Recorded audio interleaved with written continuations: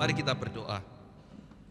Beri kami ketenangan dan keteduhan, dan bacalah hati kami, singkapkanlah isi pikiran kami, sehingga kami boleh terbuka di hadapan-Mu, sehingga kami boleh transparan di hadapan Pencipta kami.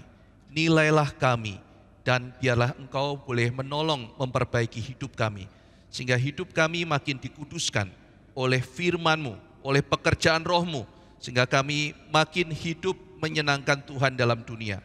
Tolong kami anak-anak-Mu bertumbuh dalam anugerah-Mu. Pakai hari ini juga ya Tuhan, sebagai bagian dari Tuhan menempa kami, menyucikan kami, sehingga kami makin cemerlang di hadapan dunia ini. Tolong kami ya Tuhan, belas kasihani setiap kami, sehingga tidak ada seorang pun di antara kami yang Tuhan lewatkan. Dengar seluruh doa kami, dalam nama Tuhan Yesus kami berdoa. Amin. Silakan duduk saudara sekalian.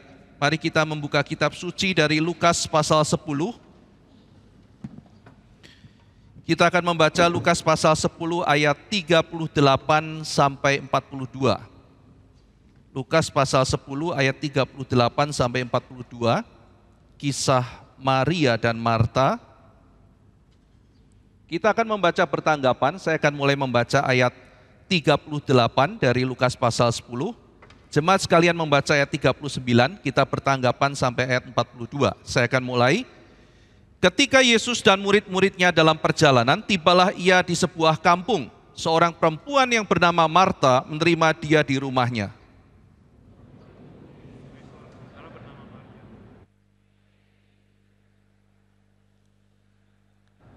Sedang Marta sibuk sekali melayani. Ia mendekati Yesus dan berkata, "Tuhan, tidakkah Engkau peduli bahwa saudaraku membiarkan aku melayani seorang diri? Suruhlah dia membantu aku."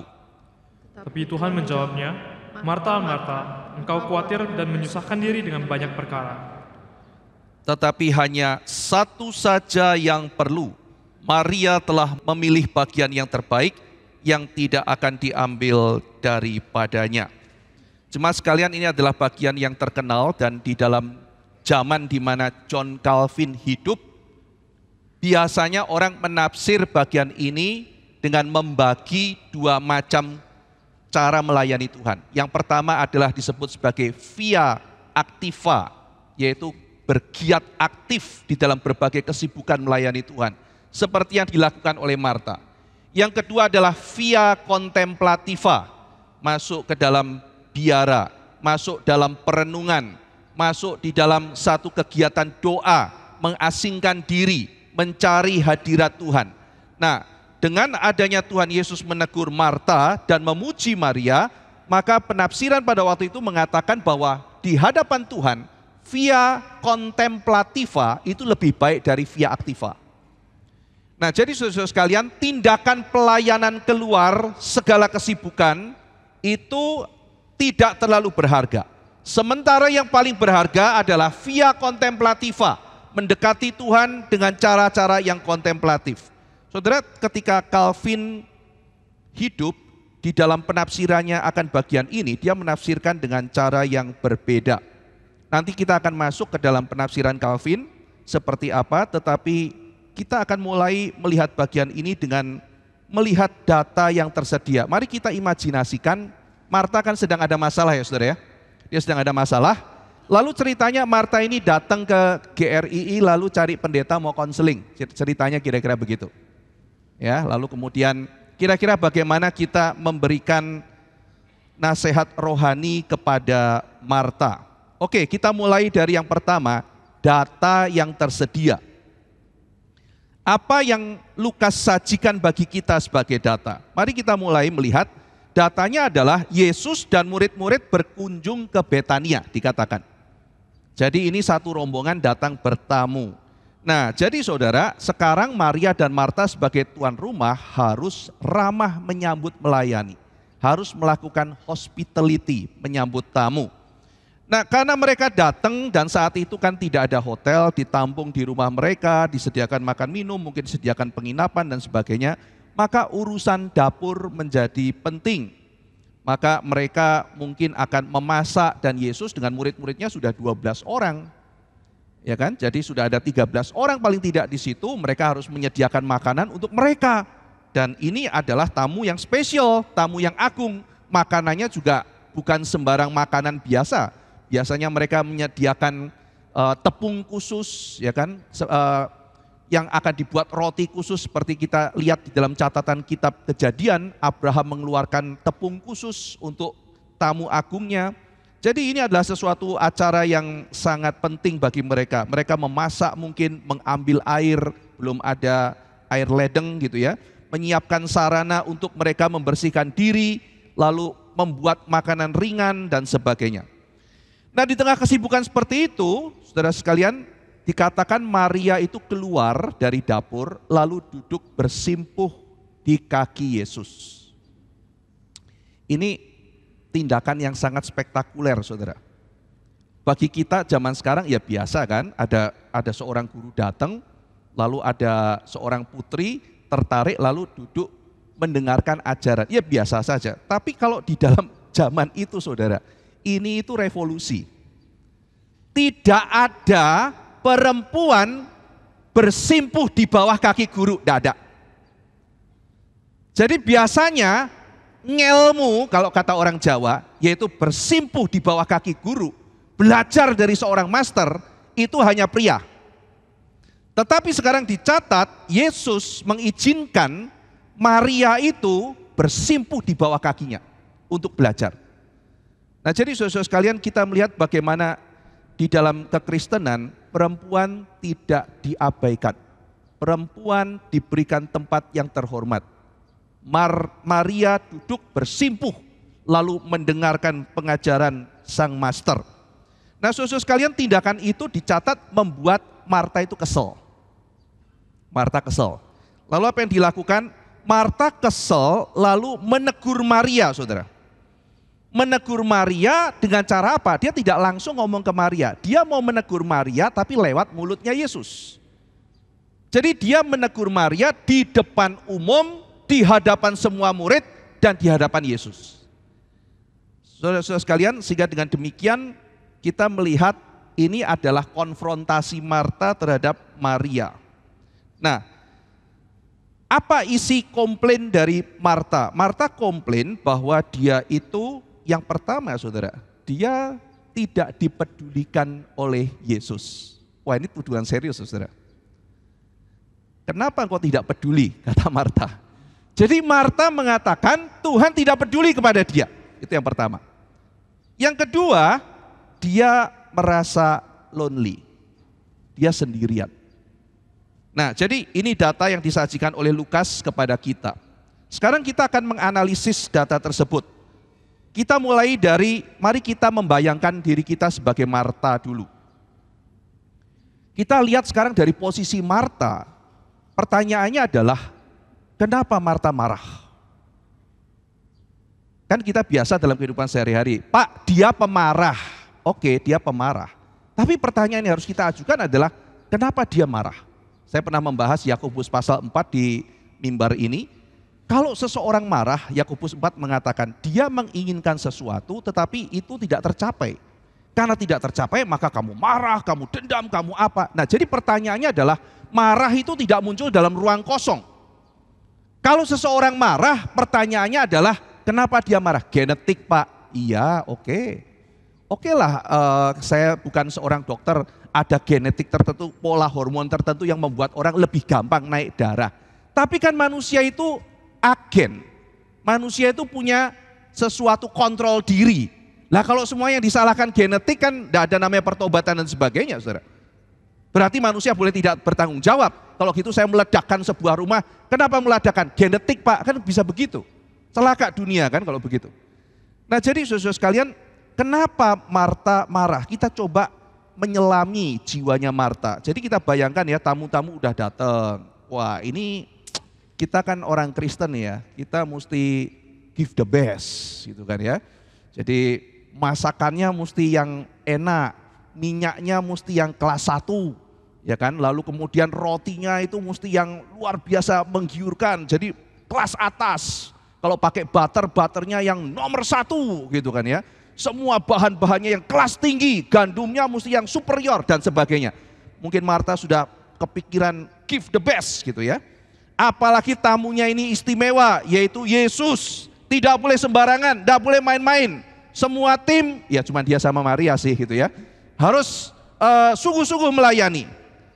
Tetapi dia melihat, loh kok tidak fair ya. Ini orang yang kita mesti layani ini 13 orang. Nah saya lagi capek-capek kok dia ngeloyor keluar. Loh dia baru sadar, saya sendirian loh. Terus kemudian dia ngintip keluar, Maria duduk. Lagi bersimpuh di bawah kaki guru. Kok Maria enak-enak duduk mendengarkan Yesus. Ini tidak adil ini. Saya sendirian, saya susah payah. Dan yang paling mengesalkan adalah kenapa Yesus diam saja. Harusnya kan Yesus ngomong, Mar, kamu ngapain? Hehe, dengerin guru. Saudaramu mana? Lagi itu goreng telur. Nah kamu nguping. Bagus guru, pengen bertumbuh.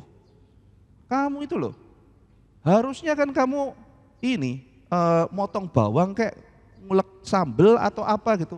Sana ke dapur. Kamu itu gimana sih? Lah, harusnya begitu. Lah kok sekarang Yesus diam saja? Dan Yesus mengizinkan Maria untuk ada di situ. Maka Marta berpikir, enggak benar ini. Ini tidak sesuai dengan prinsip keadilan. Saya ini loh melayani sendirian, diperlakukan tidak adil. Dan Yesus kok diam saja? Artinya Yesus tidak peduli sama saya. Marta mana? Masa guru? Biar patah tuh tangan. Yang penting kita di sini dulu. Maria udah duduk-duduk. Berarti Yesus tidak peduli sama saya. Saya tidak dihargai. Apa yang saya lakukan ini didiamkan begitu saja. Ini capek kasih makan 13 orang. Saya Marta harus melakukan sesuatu. Nah mulai mikir kan, apa yang harus saya lakukan? Saya harus mengendalikan keadaan ini. Maka yang harus dilakukan adalah nomor 1. Maria harus bertobat. Karena yang kerok masalah ini adalah Maria. Rumah ini akan sejahtera kalau Maria bertobat. Yang kedua, Tuhan juga harusnya berubah. Karena Tuhan tidak peduli pada saya, Tuhan harus lebih peduli pada saya. Dia harusnya tidak boleh diam saja. Maka kalau saya juga diam, kebenaran tidak akan terungkap. Kalau saya diam saja, keadilan tidak akan ditegakkan. Maka bagaimana cara mengubah dunia ini? Nomor 1, Maria harus berubah. Di pikiran Marta, saudara ya. Maria harus lebih peka, lebih tanggung jawab dalam pelayanan. Dia harus segera kembali ke dapur, baru keadilan terjadi. Apa itu adil? Maria pergi ke dapur. Jadi aku marah ini karena keadilan loh. Aku marah ini supaya dunia lebih adil. Kalau ditanya, Marta, adil itu apa? Adil adalah Maria pergi ke dapur. Yang kedua, Marta mengatakan, Tuhan tidak peduli saya. Yesus kenapa tidak peduli pada saya? Ini tuduhan yang sangat jahat sekali. Tapi kalau kita tanya permisi Ibu Marta, engkau mengatakan Yesus loh, kau berani menuduh Yesus tidak peduli pada engkau. Apa alasannya? Seperti apa kepedulian Yesus padamu? Oh iya gampang, Yesus kalau peduli sama saya, dia akan marah sama Maria. Itu namanya peduli. Yesus kalau peduli sama saya, dia akan suruh Maria cepat-cepat pergi ke dapur. Itu artinya Yesus peduli. Saudara mungkin pikir lucu. Coba kita renungkan, seringkali kita kayak Marta loh saudara. Tuhan tidak peduli saya. Oh kenapa? Tuhan kalau peduli sama saya, kalau dia beginikan saya. Ini tidak adil. Apa itu adil? Kalau dia seperti mau kita saudara. Jadi kalau rumah ini mau tentram, hati saya mau damai, 1, Maria harus bertobat. 2, Tuhan harus lebih peduli pada saya. Yang ketiga, keadaan ini menekan, keadaan ini perlu dibereskan. Ini cara Marta ketemu. Dia datang ketemu kita saudara. Lalu nanya, kamu jemaat GRI ya? Iya, saya mau curhat. Oh dia curhat saudara. Gimana? Apa yang mau kita katakan saudara? Benar Mar, pemalas tuh si Maria. Bener ya, Tuhan kurang sayang sama kamu, pilih kasih. Apa kita akan mengatakan demikian? Atau kita mengatakan, Marta, sudahlah, besok akan lebih baik kok. Lupakan saja. Sudah, Mar. Biasalah, memang dunia ini tidak adil. Sudahlah, jangan diperbesar, masalah kecil. Apa kita mengatakan begitu? Kita mengiyakan Marta. Lalu kemudian supaya Marta itu tenang dan kita jadi best friend-nya Marta. Karena kita iya saja, memang tuh Maria tuh keterlaluan dia, tidak punya hati ya, tidak bertanggung jawab. Begitu? Atau kita akan mengatakan, sudahlah lupakan saja, tidak usah berdiri. Ini hal kecil. Maria jahat, lebih banyak yang jahat dari dia. Yesus tidak demikian, saudara. Tapi sekarang kita coba mengajak Marta untuk melihat. Mar, oke Mar, kamu melihat seperti itu.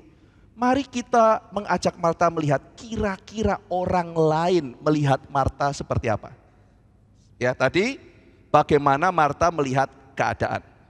Sekarang saya mengajak saudara melihat orang lain melihat Marta seperti apa. Sehingga Marta juga boleh melihat, ada perspektif yang berbeda untuk melihat kondisi saya. Bagaimana kita melihat Marta? Marta datang dengan perasaan diperlakukan tidak adil, itu yang kita lihat. Dia marah, dia merasa tidak adil. Ia menjadi marah di tengah giatnya dia melayani Tuhan. Saudara, Marta menegur Maria bukan saat dia nganggur. Marta marah kepada Tuhan, dia marah pada Maria saat dia sedang melayani. Jadi dalam kondisi kemarahannya, ia merasa menjadi korban di tengah pelayanannya dia. Jadi dia melayani, dia rajin, dia bukan seorang yang hanya bicara saja, dia melayani, dia terjun, dia berkorban, dan dia merasa dikorbankan. Ada beberapa penyebab masalah yang dinyatakan oleh Marta, dan dia berusaha untuk mengubah keadaan. Apa yang kita lihat saudara dalam kemarahannya? Dalam kemarahannya kita melihat Marta merusak relasinya dengan Maria. Dia mendepersonalisasi Maria. Saudara, kalau kita punya saudara ya, kita panggil misalnya saudara, misalnya saya punya saudara namanya inilah Michael gitu ya. Kan kalau ketemu Tuhan, Michael ini ya, kangen loh sama Tuhan. Nah itu personal kan. Tuhan, Michael kangen sama Tuhan. Tapi kalau saya mengatakan, Tuhan, dulurku itu loh, saudaraku itu. Nah ini kan berarti berjarak gitu. Saudaraku itu. Jadi dia tidak mengatakan, Tuhan, Maria, bukan, saudaraku itu. Dalam kemarahannya, Marta berjarak kepada Maria. Lalu, bukan hanya itu, dia juga berjarak kepada Tuhan. Dia sedang berjarak dalam pelayanan. Lucunya di tengah-tengah pelayanan, dia berjarak pada orang-orang sesama pelayan. Dan bukan hanya itu saja, dia sambil melayani, dia berjarak pada Tuhan. Ini tragisnya seorang pelayan, bukan saudara? Ia mendepersonalisasi Maria dengan menyebutnya saudaraku. Ia menyalahkan saudaranya karena sekarang ia merasa sendiri, ia merasa diperlakukan tidak adil. Apakah saudara sedang merasa demikian? Saya melayani Tuhan. Kenapa yang lain demikian? Kenapa Tuhan demikian? Saya korban. Bagaimana ini bisa berubah kalau semua orang lain berubah? Bagaimana semua ini berubah kalau Tuhan juga mempunyai satu sikap terhadap saya? Maka saya mau mengubah semuanya ini. Saudara sekalian, dan dengan cara yang dilakukan oleh Marta, dia berjarak kepada Maria dan bahkan berjarak kepada Tuhan. Ia kemudian mau mengambil kontrol karena dia merasa Tuhan tidak berdaulat. Yesus diam saja. Maka karena Yesus diam saja, saya harus menggantikan dia. Saya yang menjadi pengontrol. Bayangkan saudara ya, Maria mesti begini. Yesus suruh Maria begitu. Wah, dia sekarang menjadi Tuhan. Dia sekarang sedang playing God, saudara. Dan Marta sekarang mau memerintah Maria dengan cara yang manipulatif. Dan ini dilakukan di tengah-tengah pelayanan, yaitu dia mau memakai mulut yang kudus, mulut Tuhan kita, mulut Tuhan Yesus dia mau pakai untuk mencerca, untuk melampiaskan kemarahan dari Marta. Suruh dia ya Tuhan. Kenapa engkau diam saja? Engkau tidak peduli padaku. Suruh dia membantu saya. Saudara sekalian, kita melihat, dan ini seperti yang dilihat Calvin, ada kompetisi ya. Calvin mengatakan saudara, ini bukan masalah via aktiva dan via kontemplativa. Ini masalah hati. Dan ada sesuatu dalam hati Marta yang mau dibongkar oleh Tuhan Yesus. Calvin mengendus ada semacam keinginan kompetisi di antara mereka. Kalau tidak ada kompetisi, maka Marta tidak akan mengkritik Maria. Marta di dalam ketersesatannya, dia mengkritik orang yang melakukan pelayanan yang benar. Saudara, kalau saudara melayani, saudara rasa Tuhan saya sudah melayani benar, kok masih dikritik kayak begini? Saudara tidak sendirian. Maria beberapa kali dikritik. Pertama dikritik oleh Marta, yang nanti dikritik oleh Yudas, saudara. Yudas loh mengkritik Maria. Maria tuangkan minyak di kaki Yesus. Lalu Yudas bilang, mahal gini, pemboros. Harusnya sumbang kekas, bisa untuk orang miskin. Jadi Maria itu sudah duduk kerja yang benar, dimarahin sama Marta. Sudah tabungannya semua diberikan kepada Tuhan, hatinya dicurahkan pada Yesus, dikritik sama maling, saudara. Jadi kalau saudara mengatakan, Tuhan aku kok melayani benar, tapi aku di sana sini dikritik. Saudara, mungkin saudara sedang ada di jalan yang benar. Dan itu menjadi bagian dari ujian dari kemurnian kita. Saudara sekalian, sekarang dalam kemarahannya, Marta mau menjadi seperti Tuhan, mau mengatur segala sesuatu. Maria harus berubah, kamu harus melakukan apa yang saya inginkan. Dari mulutnya ia menyebut Yesus Tuhan, tetapi ia memerintah Yesus untuk melakukan apa yang ia mau. Juga berani memberi penilaian bahwa Yesus tidak peduli dengannya, sangat berani. Dan saudara, kemarahan Marta itu menghilangkan keindahan pelayanan di depan Yesus, bukan? Bayangkan kita sedang melayani Tuhan dan hati kita dikuasai kemarahan seperti Marta. Kita marah kepada sesama pelayan, kita kesal pada Tuhan. Dan seluruh pelayanan mungkin saudara perfect seperti Marta, mungkin masakannya umami saudara. Wow gitu ya, begitu dimakan, wah ini roti luar biasa atau dagingnya, wah ini wagyunya bukan A5, A15 mungkin gitu kan ya. Ini top banget kamu Marta, percuma saudara, karena kemarahan itu sudah menghancurkan keindahan pelayanan di hadapan Yesus. Saudara sekalian, yang ironi adalah Marta itu melakukan hospitality, keramah tamahan. Tetapi justru amarah yang meledak itu membuat dia tidak sopan terhadap Yesus. Dia ingin menghormati Yesus, tetapi kalimatnya mengatakan, engkau tidak peduli kepadaku, engkau tidak peduli. Bagaimana mungkin seorang yang ramah menyapa tamu agungnya dengan mengatakan, engkau tidak peduli kepadaku. Di depan para tamu, dia menyerang Yesus dan dia menyerang khususnya adalah saudaranya sendiri. Tetapi kita lihat dari perspektif pengamat, saudara. Yesus tidak marah, bahkan dia menjawab kemarahan itu dengan kelembutan. Kita lihat bagaimana Yesus berespon. Dia tidak berespon dengan keras, dia mengarahkan hati Marta. Kemarahan membuat Marta lupa siapa yang ada di hadapannya. Kemarahan membuat ia tidak lagi fokus. Kadang-kadang kemarahan membuat kita lupa siapa Tuhan dan apa yang telah Ia kerjakan bagi kita dalam dunia ini.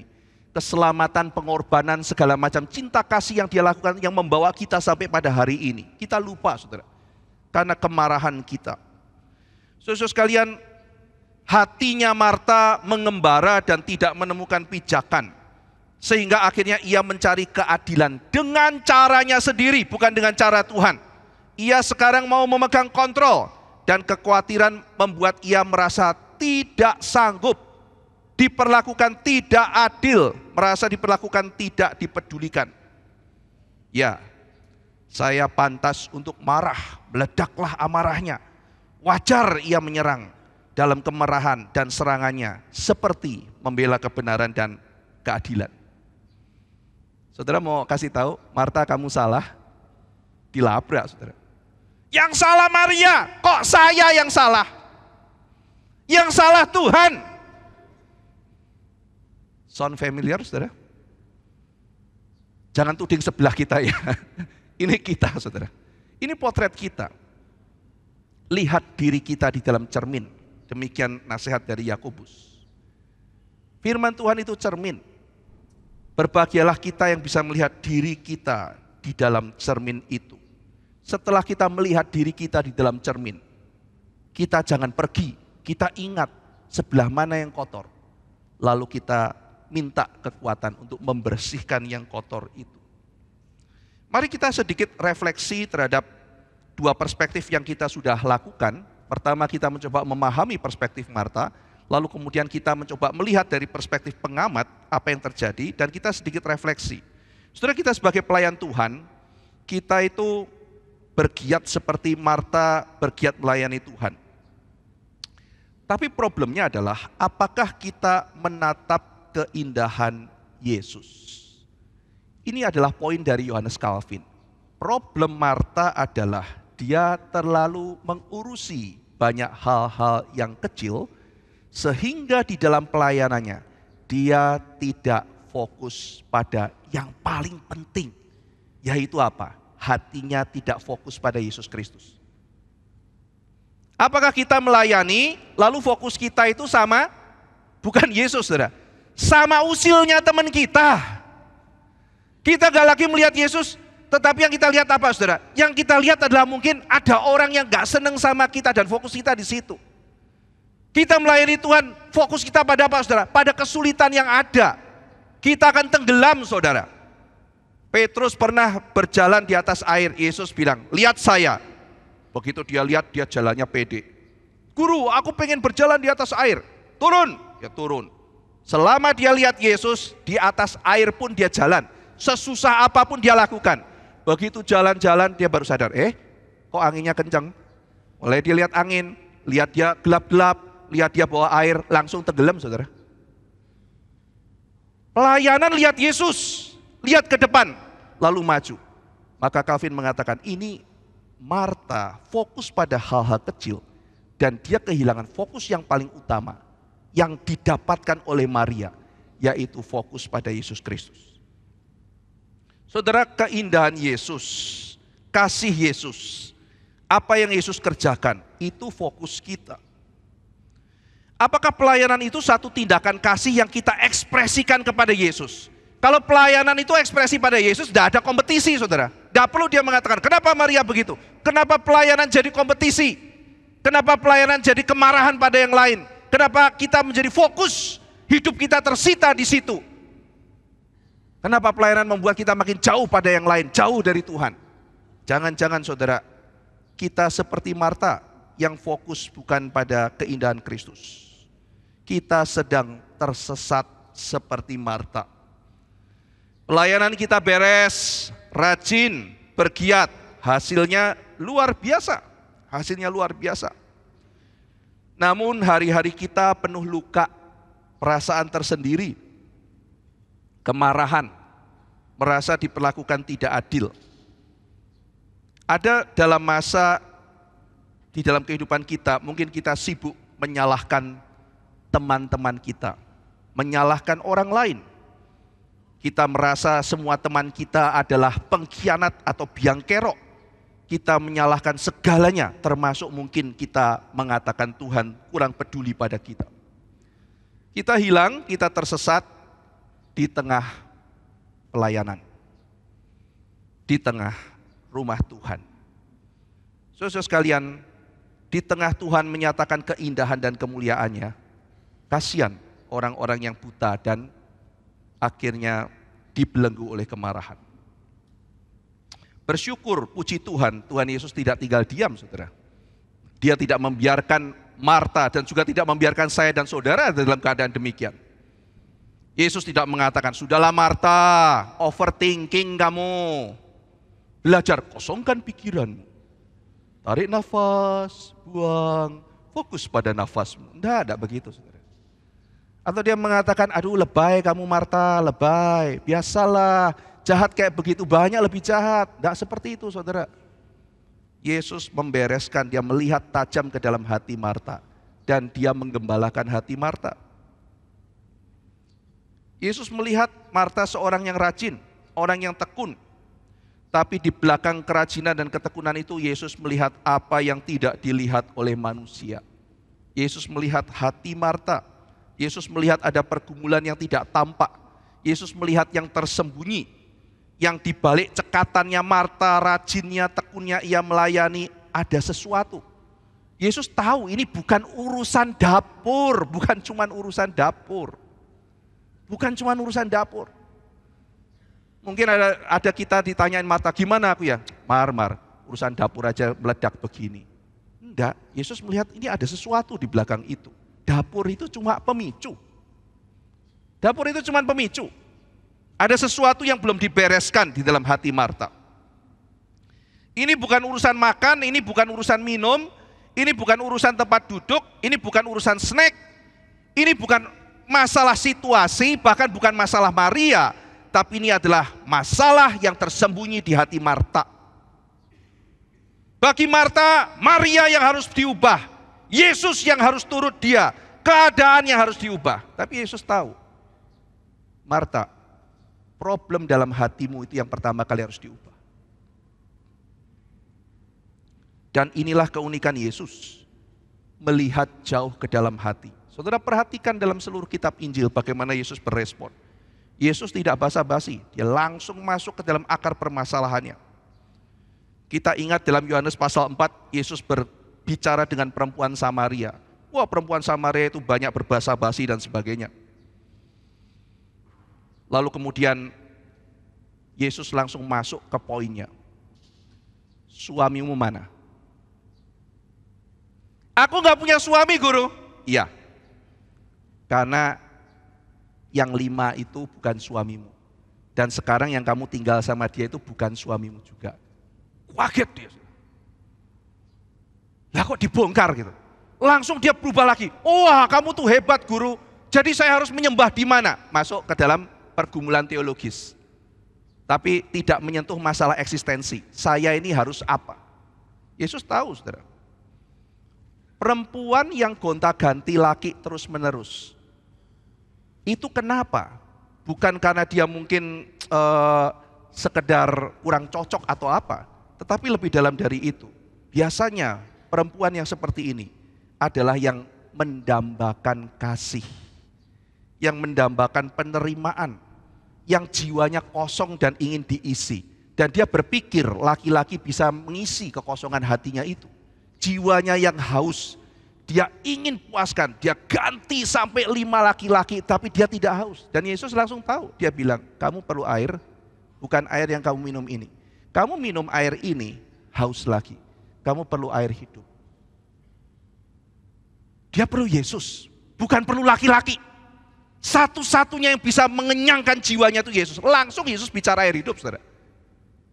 Itu kebutuhannya, itu masalah hatimu. Nantinya kamu pergi ke sana, pergi ke sini, lari apa segala macam. Karena yang paling utama yang harus diselesaikan masalah hatimu adalah engkau perlu Yesus.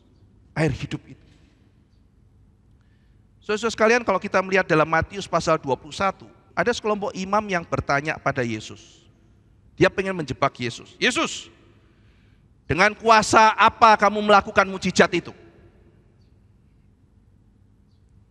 Dia mau menjebak Yesus. Yesus tidak menjawab. Dia bertanya balik, saudara, karena dia tahu dia mau dijebak.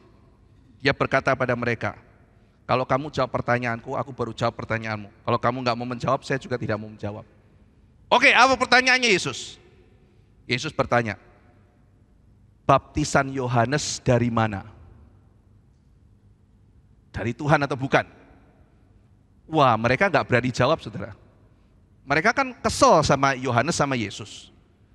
Tapi kalau mereka ngomong, baptisan Yohanes bukan dari Tuhan, maka Yesus akan bilang, oh gitu ya, bukan dari Tuhan.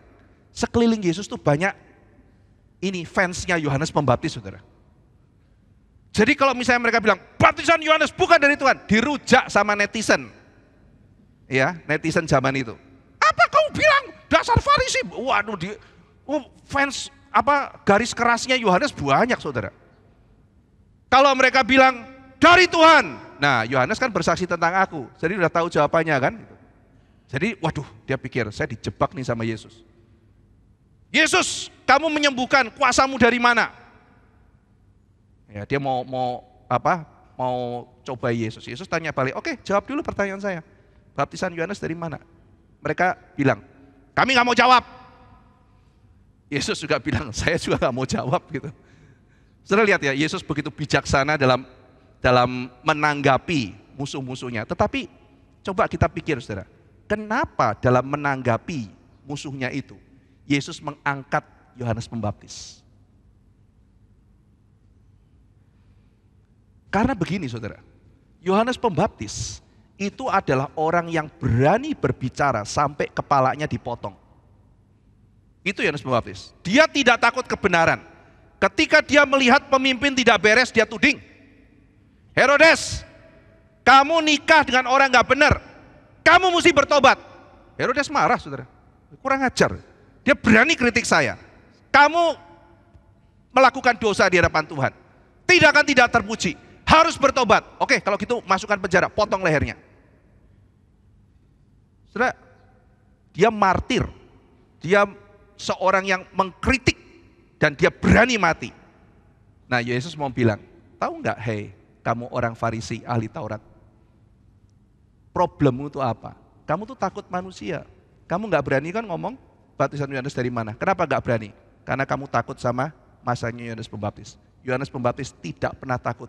Kamu takut kehilangan masa, maka kamu tidak berani mengatakan kebenaran. Itu masalah.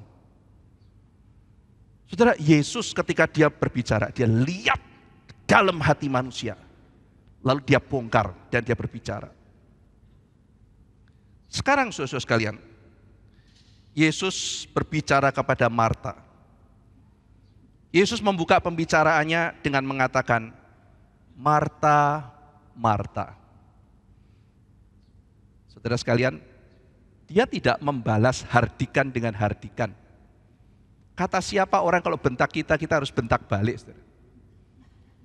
Kalau orang marah sama kita, kita harus marah balik. Yesus menanggapi Marta, Guru, kamu tidak peduli. Marta, Marta. Jawaban yang merangkul, kalau Marta mengambil jarak, Yesus memanggil dan berelasi. Marta, Marta. Lalu kemudian dia bicara, kamu banyak kekhawatiran. Hatimu itu khawatir. Kenapa? Karena kamu menyusahkan dirimu dengan banyak perkara. Kamu tidak fokus, Marta. Kamu sibuk yang tidak ada fokusnya. Hatimu itu khawatir. Hatimu itu sibuk dengan banyak hal. Hatimu terdistraksi. Dan terdistraksi oleh apa? Kamu terdistraksi dari melihat kemuliaan Tuhan. Coba lihat Maria.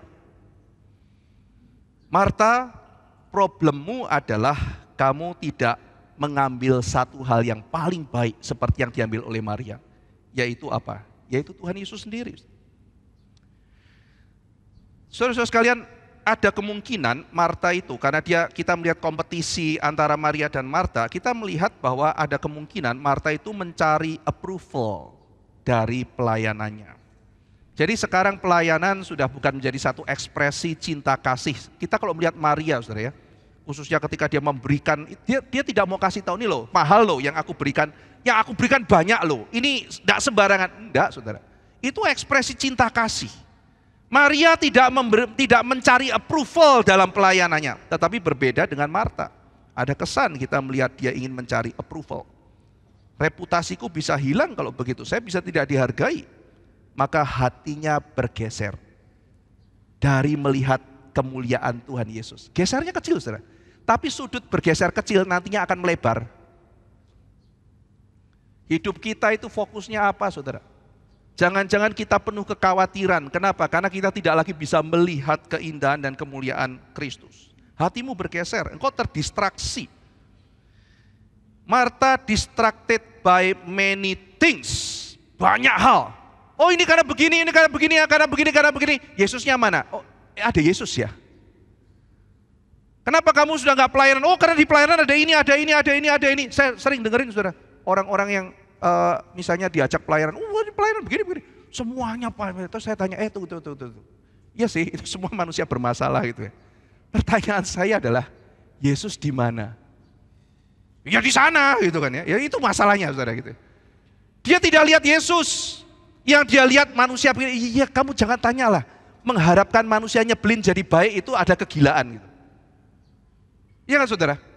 Kalau saudara melihat ada manusia berdosa, nyebelin, saudara berharap, oh dia jadi manis, itu kan kegilaan. Dan kita waras kan gitu. Jadi fokus kita tidak boleh di situ. Fokus kita adalah pada Kristus. Kalau Kristusnya hilang, tidak ada gunanya pelayanan, saudara. Tidak ada gunanya. Ngapain saya melakukan semuanya ini, Pak? Saya mengerjakan begini. Tidak ada gunanya lagi. Iya, tidak ada gunanya. Karena Kristusnya tidak ada gunanya. Apa yang menjadikan dunia ini menjadi masih masuk akal untuk kita melayani? Apa yang membuat apa yang kita lakukan masih bersifat kekekalan? Cuman satu jawabannya. Di dalam Kristus, semua yang kamu lakukan tidak sia-sia. Cuma di dalam Kristus. Ketika Kristusnya hilang, ya jawabannya adalah semua yang kamu lakukan sia-sia. Korintus jelas mengatakan, Paulus berkata semua yang kita lakukan di dalam Kristus tidak sia-sia. Buang Kristusnya, semuanya menjadi sia-sia. Maria mempunyai only one thing. Maria chosen the better part. Maria mengambil sesuatu yang will not be taken away from her, kata Tuhan Yesus. Sesuatu yang sangat penting, yaitu pandangannya pada Yesus sendiri. Hal yang paling penting dalam hati kita adalah Yesus. Melihat Yesus, bersekutu dengan Yesus. Jangan mau saudara itu diambil dalam kehidupan kita. Dalam hidup saudara bersosial, bekerja, berkeluarga, kehidupan saudara dalam pelayanan gereja. Jangan sampai Yesus itu diambil. Saya konseling orang beberapa waktu yang lalu, dia cerita pergumulan hidupnya begitu berat. Tapi berkali-kali dia mengatakan, puji Tuhan, Tuhan kuatkan saya. Puji Tuhan, Tuhan kuatkan saya. Puji Tuhan. Saudara lihat, di tengah-tengah hal yang paling berat, dia melihat Yesus. Dan itu yang menjadikan jemaat tersebut masih kuat sampai hari ini. Karena dia melihat Yesus. Di tengah kelemahannya, di tengah pergumulannya, dia melihat Yesus. Sementara mungkin kita bisa mendengar cerita-cerita yang lain. Ini begini. Mungkin tidak seberat yang dialami oleh orang itu. Tapi kelihatan dunia tidak ada pengharapan. Kenapa? Karena mata hatinya gagal melihat Yesus. Gagal. Itu sebabnya dalam Efesus pasal pertama Paulus berdoa. Saya berdoa supaya engkau dipenuhi oleh pengetahuan akan Kristus. Dan aku berdoa supaya mata hatimu itu diterangi. Karena mata hatinya gak bisa melihat Yesus. Jangan kita dikuasai oleh kekhawatiran. Mari kita tidak terdistraksi oleh hal-hal kecil di sekitar kita. Mari kita melihat Yesus. Hidup Kristen itu hidup penuh pengharapan. Penuh sukacita. Di tengah situasi seperti apapun. Di tengah kejahatan seperti apapun. Kalau saudara melihat kepada Kristus, di situ ada pengharapan. Saudara sekalian, kalau kita terdistraksi, ini nggak benar, itu nggak benar, maka saya yang harus jadi reformator. Iya kan, seperti Martha. Tuhan harus begini, semua harus begitu. Dan kalau sudah tidak kuat jadi reformator, ya mundur, mengucilkan diri, sambil akhirnya ngomel-ngomel sendiri tidak jelas. Kenapa A lebih diapresiasi dari saya? Kenapa B lebih didengar dari saya? Kenapa C yang di situ bukan saya? Dan sebagainya. Kenapa D bilang sama saya begitu dan E diam saja? Saya difitnah, kenapa teman saya diam saja dan sebagainya. Ceritanya begitu terus, saudara. Dramanya itu banyak sekali dalam kehidupan. Berkeluarga juga begitu, kenapa ini begini, kenapa itu begitu, dramanya banyak. Tapi kenapa kita tidak berkemenangan? Karena kunci kemenangannya kita lupa untuk lihat Yesus Kristus. Berapa waktu yang lalu saya ngobrol sama satu orang tanda kutip ya. Orang sering bilang itu indigo gitu. Lalu saya bimbing dia, kamu lihat apa? Saya lihat ini, lihat itu, apa segala macam gitu. Saya bimbing dia, ya anggaplah kamu lihat dan efeknya apa dalam kamu, apa yang kamu rasakan. Saya ketakutan Pak, saya lihat ini, saya lihat itu. Ya dalam hidup ada banyak hal kita tidak bisa jelaskan. Tapi dua hal yang kamu perlu pegang. Alkitab mengajarkan, lebih percaya apa yang dikatakan Tuhan daripada apa yang kamu lihat. Karena hidup bukan hanya karena melihat, tapi karena percaya. Saya tanya sama dia, lu lihat setan? Lihat. Lihat malaikat enggak? Enggak katanya. Di mana-mana setan, di mana-mana setan. Alkitab bilang setan cuma sepertiga, malaikat 2/3. Yang lu lihat cuma sepertiga, yang 2/3 enggak kamu lihat, kenapa? Nah, saya enggak tahu Pak. Nah itulah. Yang dilihat setan, ya hidupmu ketakutan. Kan harusnya ada malaikat-malaikat juga, tapi yang dilihat setan tok. Artinya apa? Jangan terlalu percaya apa yang kau lihat bahkan. Percaya pada Tuhan. Percayalah bahwa di mana ada kejahatan, Roh Tuhan memelihara. Yang saya alami ini apa Pak? Saya enggak tahu. Dalam hidup ini saya juga enggak berani langsung ngomong ilusi, delusi dan sebagainya. Siapa tahu dia benar-benar, kita kan enggak tahu saudara. Ya kan? Kalau di dalam kedokteran ya pasti langsung dikasih obat untuk supaya enggak delusi gitu. Tapi kan belum tentu, hidup ini banyak hal yang kita tidak bisa pahami gitu. Ya anggaplah kalau kamu punya kepekaan lebih, arahkanlah itu.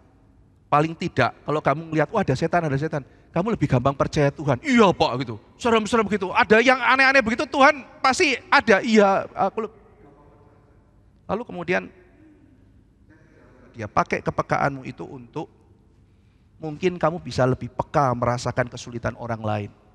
Kamu bisa menolong orang lain. Mungkin ada hal yang dia nggak bisa ceritakan, tapi kamu rasa sesuatu. Itu kepekaan yang baik. Jangan peka ini setan, itu setan, tidak ada gunanya begitu ya. Tapi, oh ini ada teman saya kesulitan, mungkin dia perlu pertolongan, apa yang bisa saya kerjakan, saya bisa doakan. Itu menjadi kepekaan yang baik. Jadi, di situ pertanyaannya adalah, kalau yang saya lihat saya semuanya setan dan saya nggak bisa lihat Tuhan, kira-kira orang itu jadi apa gitu. Tetapi ketika dia mengatakan, betul, saya tertipu selama ini. Yang saya lihat selama ini itu penipu. Satu orang saya layani, dia teriak, kenapa? Ada 2 orang, saya lihat setan, saya dengar setan. Itu ada ratusan setan turun dari atap Pak, mau hancurkan Pak Ivan. Yang satu bilang, yang satu ngomong, dia mau bunuh Pak Ivan. Maka saya bilang sama mereka, jangan terlalu percaya apa yang kau lihat. Jangan terlalu percaya apa yang kau dengar. Kamu tahu, Alkitab mengatakan apa? Iblis itu pendusta, bapak segala dusta. Dia mau bunuh saya, iya memang dari dulu dia membunuh saya. Tetapi pertanyaannya adalah Tuhan di mana? Saya hamba Tuhan. Yang bisa mengambil nyawa saya adalah Tuhan. Kalau Tuhan izinkan nyawa saya akan pergi. Tetapi kalau Tuhan tidak izinkan, jangan dengar kata penipu itu. Sampai hari ini saya masih hidup saudara. Sampai hari ini saya masih hidup, Tuhan pelihara. Jadi, apa yang kita lihat saudara? ABC, segala sesuatu, itu bisa mendistraksi kita. Tapi apakah kita bisa melihat hadirat Tuhan? Itu lebih penting. Kita akhirnya sibuk komentar, bahkan sibuk kerja mungkin, tapi terdistraksi. Relasi menjauh ya, dan hati kita makin menjauh. Kita tersesat dalam pelayanan. Jadi sasaran empuk dari berhala dan segala serangan setan. Kita gampang jatuh dalam pencobaan. Dan masalahnya ada dalam hati kita. Saudara sekalian, Marta terdistraksi karena dia melakukan banyak hal, tapi dia kehilangan arah yang paling penting. Sehingga dengan demikian kita perlu mengembalikan hati kita kepada Kristus, kita perlu mengembalikan relasi kita dengan saudara-saudara kita. Nah saudara, setelah Yesus menegur Marta, kira-kira bagaimana ya? Nah ini kan juga penting. Jadi kita itu punya mekanisme, saya baca satu buku dari seorang namanya Katharine Ramsland. Dia itu yang cukup terkenal di Indonesia karena bukunya diterjemahkan. Dia seorang psikolog ya, profesor di dunia psikolog atau psikiater saya lupa. Dia tulis buku Otak Seorang Kriminal. Itu sempat terkenal ya, jadi isinya otak pembunuh tuh kayak apa sih gitu ya. Nah, Katharine Ramsland itu mencoba menerapkan metodenya Kierkegaard di dalam psikoterapi gitu ya. Satu buku saya baca mengenai penerapan Kierkegaard di dalam filsafatnya seorang Kierkegaard dalam psikoterapi, dan dia bilang begini. Banyak psikolog dan psikiater itu terjebak di dalam metode objectivity. Jadi kerangka-kerangka objektif. Jadi misalnya ketemu sama pasien ya, dia kan sudah tahu kira-kira setelah menganalisis ya, ini kira-kira orang ini masalahnya apa. Karena dia sudah mempelajari manusia seperti apa, anatominya seperti apa, dia pelajari banyak hal. Teori-teori intervensinya seperti apa, dia sudah belajar banyak hal. Jadi dia punya teori objektifnya. Kalau orang nggak ada ini kan lihat ini orang kenapa kan bingung saudara. Jadi orang itu harus punya kerangka objektif. Maka masuk kasusnya kayak begini itu dideduksi. Nah tetapi kata Katharine Ramsland, berapa banyak orang begitu datang didiagnosis masalahmu gini. Yang paling susah apanya saudara? Begitu dikasih tahu orang yang lawan. Jadi dikasih tahu kamu tuh problemnya gini. Masa? Di dalam buku itu dikatakan ini orang problem dengan papanya sehingga akhirnya begini. Menurut itu ya, menurut analisisnya Ramsland ya. Tapi kemudian orang itu menolak, mengatakan enggak, kamu salah ngerti saya dan sebagainya. Jadi bukan cuma sekedar setelah orang itu dikasih tahu kebenaran, saudara. Responsnya itu seperti apa? Nah yang paling sulit buat kita, saudara, seringkali adalah mendengar. Lalu kemudian berubah. Marta adalah contoh orang yang pernah bermasalah, tetapi hidupnya diubah oleh Tuhan. Dia mendengarkan teguran Yesus, dia nggak marah saudara. Dia nggak pahit kemudian, yaudah aku nggak mau ikut Yesus lagi. Terus dia mengatakan, awas lu ya Maria ya, dendam seumur hidup. Enggak. Musuh gitu kan ya. Terus kemudian, pokoknya aku pelayanan sama Petrus aja, nggak mau sama Yesus. Soalnya dia marah-marahin aku. Enggak saudara. Dia berubah, dia bertobat. Lah, Pak, taunya dari mana? Yohanes pasal 11, nanti saudara pulang bisa baca. Yohanes pasal 11 mencatat cerita Lazarus yang mati, lalu Yesus datang sengaja terlambat. Saudara mungkin masih ingat ya bagian itu, sengaja terlambat. Lalu kemudian Marta itu bersimpuh menyambut Yesus. Dia tidak marah-marah lagi, dan dia mengatakan, Guru, orang yang kau kasih sudah mati. Seandainya engkau lebih cepat, pasti dia tidak akan mati. Dia menunjukkan iman. Guru, Yesus mengatakan, Marta, percaya tidak kalau aku ini kebangkitan dan hidup? Saya bacakan saudara ya, Yohanes pasal 11 ayat 21. Maka kata Marta kepada Yesus, Tuhan, sekiranya engkau ada di sini, saudaraku pasti tidak mati. Ayat 22, tetapi sekarang pun aku tahu bahwa Allah akan memberikan kepadamu segala sesuatu yang engkau minta kepadanya. Lihat iman Marta, saudara. Marta berkata di ayat 24, kata Marta kepadanya, aku tahu bahwa ia akan bangkit pada waktu orang-orang bangkit pada akhir zaman. Jadi Yesus bilang ya, percayakah kamu harus akan bangkit di akhir zaman? Tapi Yesus mengatakan tidak, itu terjadi sekarang. Percayakah kamu akan hal ini? Ayat 27, jawab Marta, ya Tuhan, aku percaya bahwa engkaulah Mesias anak Allah, dia yang akan datang ke dalam dunia. Ayat 27. Ya Tuhan, aku percaya bahwa engkaulah Mesias anak Allah, dia yang akan datang ke dalam dunia. Saudara, ayat ini ayat yang mind blowing sebetulnya. Kenapa saudara? Ya apa uniknya Pak? Yesus Mesias anak Allah, ya saya juga percaya. Karena kalau saudara mempelajari Injil Yohanes, di dalam pasal 20 Yohanes mengatakan, tujuan saya menulis Injil ini adalah supaya orang percaya bahwa Yesus adalah Mesias, anak Allah. Dan orang yang mengucapkan kalimat itu pertama kali dicatat dalam Injil Yohanes bukan Petrus, tapi Marta. Marta, saudara. Kau Mesias, kau anak Allah, kau yang akan datang ke dalam dunia itu. Berarti saudara, kita melihat iman Marta bertumbuh. Setelah itu Marta bergegas menemui Maria. Maria itu mungkin lebih melo ya saudara ya. Dia nangis gitu ya. Guru datang. Yuk ketemu guru. Ya, jadi dia bukan mengatakan nangis terus. Tuh temuin tuh. Gak sopan sama Yesus. Tidak saudara ya. Dia perlu cinta kasih. Yuk kamu pergi ketemu Yesus. Dan dia pergi ketemu Yesus. Maria nangis. Yesus tersentuh sekali. Mungkin ya Maria tuh orang ya lebih melo, nangis-nangis kan dia meminyaki kaki Yesus. Nah saudara, jadi kita melihat Marta berubah. Dan kemudian nanti di pasal 12 ada pesta di rumah Lazarus. Saudara-saudara sekalian, tebak Maria ngapain? Di bawah kaki Yesus. Marta kemana? Nanti baca ya, sibuk di dapur. Yesus marah enggak? Enggak. Jadi benar kata Calvin, ini bukan urusan ke dapur. Kalau enggak, ini kan berarti Marta ngambek kan. Yesus, bye-bye, aku masak lagi gitu ya.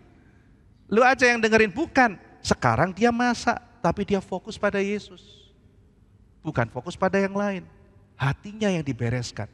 Maria itu pemicu, hatimu. Kamu ketika melayani fokus pada Kristus. Dan Maria masak. Dan kemudian Marta masak, Maria meminyaki kaki Yesus. Lalu kemudian dikritiklah Maria seperti biasa oleh Yudas. Dan sekarang Yohanes, sang murid Yesus, menulis dengan singkat tetapi seperti gurunya Yesus. Dia menulis, Yudas mengkritik Maria karena dia memang pencuri. Langsung isi hatinya. Seperti gurunya Yesus. Yohanes yang dipenuhi roh juga melihat seperti teladan gurunya. Mari kita tidak berfokus pada sekedar yang kelihatan. Mari kita minta Tuhan mengubah hati kita. Dan melihat Yesus Kristus lebih terang. Mari kita tidak mengambil bagian terbaik. Yesus sudah memberikan bagian yang terbaik. Relasi kita dengan Yesus Kristus, menatap Dia. Jangan biarkan itu diambil saudara. Jangan biarkan itu terdistraksi. Semuanya boleh datang, kesulitan boleh datang, apapun boleh datang menghujam kita. Tapi seperti Maria, saya tidak akan membiarkan hal yang terbaik ini diambil dari saya. Ini milik saya. Saya mendapatkannya, saya fokus di situ dan saya tidak akan membiarkan itu diambil. Dan kiranya apapun yang terjadi dalam hidup kita akan bertumbuh dan hidup kita makin indah. Mari kita berdoa. Bapa di dalam surga, kami berdoa untuk kami yang mungkin sekali tersesat bahkan di dalam pelayanan-pelayanan kami. Seperti Marta yang Tuhan tuliskan, akhirnya Tuhan juga mengizinkan dia untuk jatuh tetapi dia dipulihkan. Dan Marta melayani dengan dipulihkan oleh Tuhan. Pulihkan kami kembali ya Tuhan, karena kami percaya Yesus berkuasa untuk menyucikan kami. Melalui pekerjaan Roh Kudus, membawa hati kami kembali untuk melihat tahta kemuliaan Tuhan. Tanpa kami melihat Kristus, maka semua yang kami lakukan akan menjadi sia-sia. Terima kasih Tuhan, dalam nama Tuhan Yesus kami berdoa. Amin.